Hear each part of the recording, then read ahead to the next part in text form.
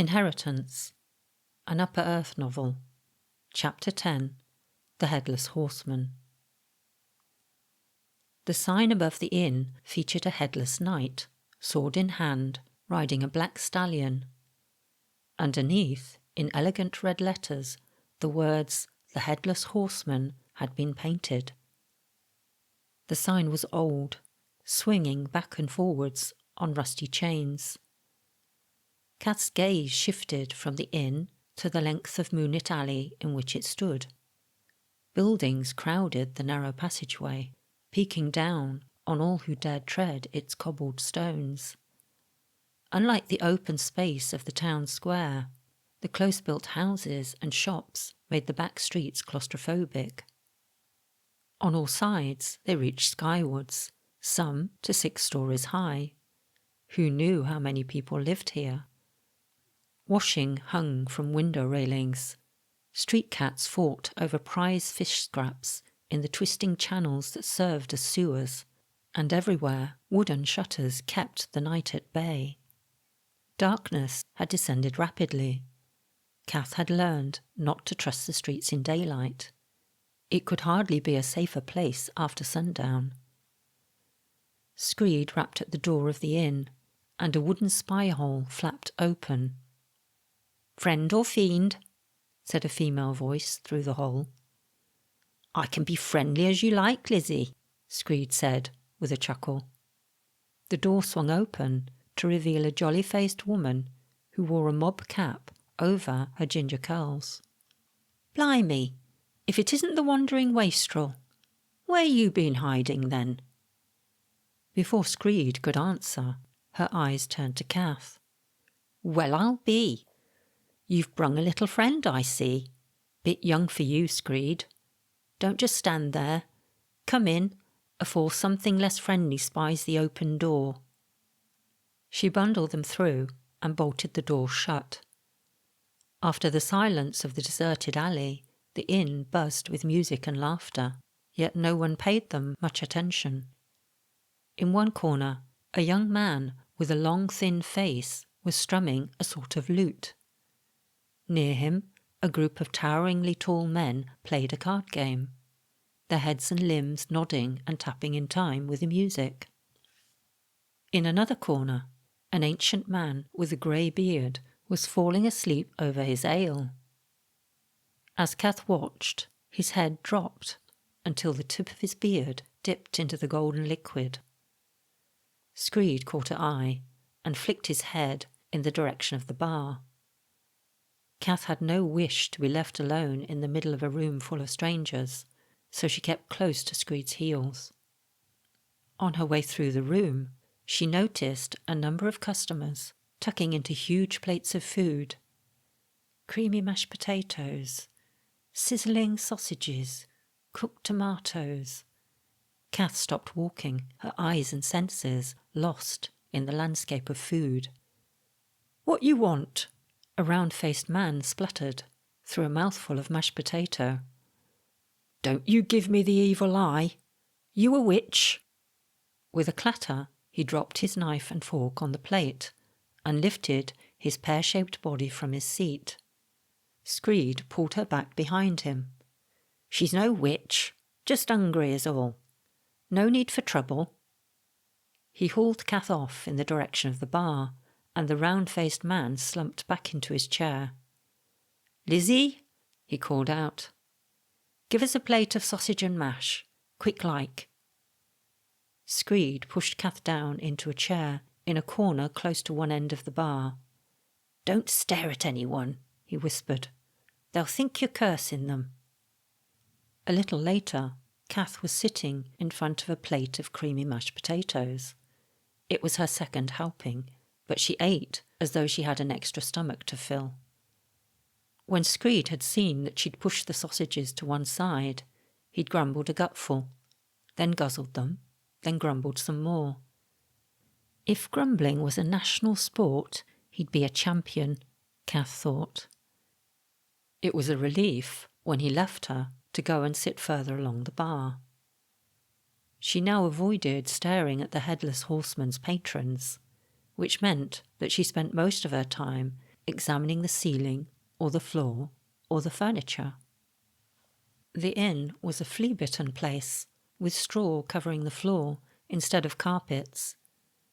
Its ghostly name intrigued her, though, and she wondered whether the inn was haunted. Ghosts or no ghosts, the customers in the Headless Horseman seemed less than savoury. Lanky or squat, lean or stout, they all had one thing in common. They were the sort she would avoid after dark. It was no surprise, then, that Screed looked very much at home. The dwarfish man next to him at the bar revealed himself to be a thief when he produced a variety of watches and jewellery from his numerous pockets. "Good day, was it, Fingers?" the barmaid questioned, her eyes drawn to the gold rings, jewel-filled brooches, and milk-white pearls he held in his grasp. "Yeah, rich pickings. Anything take your fancy?" "Plenty takes me fancy, but they'll be selling at fancy prices and all." Fingers chuckled in a satisfied way, as though this exchange was a daily ritual. A cry went up at the other end of the bar. "Set 'em up again, darling," a man with a red neckerchief shouted. Lizzie went to serve him with a dark look on her face. When he and his friends began a drinking race, Kath kept a discreet eye on their boisterous games. "A curse on them horse traders," Lizzie muttered to Fingers and Screed. "They'd ruffle the feathers of a newborn chick." The round of beers Lizzie had served to the horse traders didn't last long. They each gulped down the beer, but when one man finished, the rest were forced to empty what was left in their tankards over their heads. With each round, they became drunker, and soon the beer flew in every direction. When the three long men nearby were doused, they pushed upwards from their chairs, like leviathans rising from the sea. "Oh, my giddy aunt," said Lizzie. "Those half-breed giants'll mess the place up once they start. Time to call in the cavalry." She took hold of a great handbell that sat on the corner of the bar and rang it as though she wanted to summon the dead. In an instant, everyone was standing. Most of the clientele were backing away from the developing fight zone. Kath stood too. Before she could move, one of the half-giants picked up a horse trader and flung him across the room. The man flew across her table, knocking her to the floor, landing in a heap on top of her. Kipper had always taught Kath to stand up for herself. "Anyone gives you any trouble, you kick 'em where it hurts," he always said. And so she did. The man yowled in pain and rolled off sharpish, coming to a stop at Screed's feet. "You should have more respect for the gentle sex," Screed said, cracking a pitcher of ale over her assailant's head. As Screed helped Kath up, the floor began to vibrate. In fact, everything in the room began to shake and shudder, as though they were about to be hit by an earthquake. Everybody stopped what they were doing, even the rowdy horse traders. A thunderous pounding approached. To Kath's ears it sounded like the galloping of gigantic hooves. With a clap of thunder, a great black stallion charged through the closed-in door. On its back was a figure, black as midnight, brandishing a tremendous sword. Where the rider's head should have appeared, only a bloody stump remained. Deathly hooves reared over the heads of the now cringing horse traders, and the sword sliced through the air, as though intent on dismembering all of them. "Begone!" a deep, unearthly voice boomed. "Or be condemned to hell's fires and sizzle for evermore." The troublemakers didn't need a second warning. They scarpered. No sooner had they gone than a great cheer arose from the other customers, and congratulations came from every side. "Well done, Percy. Gave 'em what for you did," one said, when the din had finally died down. The ghostly horseman proudly dismounted and bowed low to his audience. Then he touched his head, or lack of it, and seemed to remember that something was missing. After a brief search, in his saddlebags, a proudly smiling head was produced. "What did you think of my sword brandishing, Lizzie?" the head asked, with undisguised enthusiasm. "Worked quite well, I think." "Worked a treat, Percy. You should use that more often." Lizzie patted him on the shoulder, her hand disappearing inside his back with each pat. "Off you go and get your head down now. I'll call you if I need you." "Think I will," he yawned, without bothering to put his hand over his mouth. With a sword in one hand and a head in the other, that didn't leave much option for etiquette. He disappeared through a wall, closely followed by his horse. The conversation settled back down, as though nothing out of the ordinary had happened. "Best boss I ever worked for," said the barmaid to Screed. "Never loses his head, whatever the trouble." With the departure of the Headless Knight, the hubbub diminished to a jovial hum of conversation. A boy, not much older than Kath, came to take away her plate. Though he pretended to pay no attention, she caught him peering at her through a curtain of chin-length hair. "What's the matter? Never seen a punk before?" Kath asked, her street bravado an ingrained habit from the past 2 years in the Ridley Street gang. The boy pushed his hair out of his face, and his forehead knotted into a frown. "What's a punk?" Kath smirked and shook her head. They probably didn't even have proper music here. "Don't you know what a punk is?" The boy shrugged. "Haven't you ever heard of The Clash? The Ramones? Green Day?"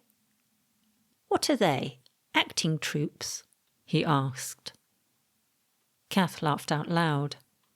The boy appeared confused, but his mouth curved into a grin. "Otto Gillespie, at your service," he said, holding out a hand. "Hello, Otto Gillespie, at your service."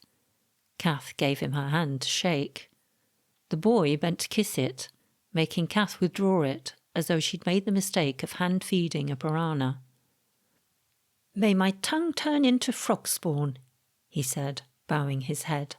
"I had no wish to offend." He lifted his eyes with a disarming smile. "But sincerely, I would like to hear about this punk you speak of." "It's a type of music," said Kath. "I can sing a few lines if you like." "No, no," Otto hissed. He glanced around with nervous eyes. "Right now, to be a young maiden and sing is to sign your own death warrant." "What?" Otto sat down next to her. When he spoke, his voice was urgent. "Did you not see the festival today? It is in honour of the return of Duke Cacophrastus. There have already been 8 young maidens executed since his return, every one because it was known that the girl could sing." "But why?" asked Kath. "What's wrong with singing?" "At any other time, singing would not displease," Otto confided, lowering his voice. "And I know not the full truth, only what is being whispered behind closed doors. It is said that a girl with a gift of song will have a hand in the Duke's downfall." "I'm not even from here," said Kath. "There's no way it has anything to do with me." "It is of no consequence. The Duke will do anything to ensure that the maiden's song is silenced forever. He would kill every young girl in the Devil's Cauldron if he thought they could sing. There is no more mercy in him than there is honey on a viper's tongue." A feeling of dread crept over Kath. Screed had never mentioned a duke. "Who is he, this Duke?" she asked. "I thought you called your leader the Hooded One." "Oh, the Duke is not our leader," Otto explained. "He is a member of our Prince's Council the League of 10. The Duke and the other 9 members carry out the Hooded One's work." Lizzie interrupted them, calling for Otto's help at the bar. He half stood, then leaned close to murmur one last thing. "Whatever you should do here, do not sing. There are many that would betray a girl for the Duke's reward." Kath's eyes wandered towards Screed, who was sitting at the bar training Alfred to perform tricks with pieces of cheese. He'd already heard her sing. Did he know about the reward?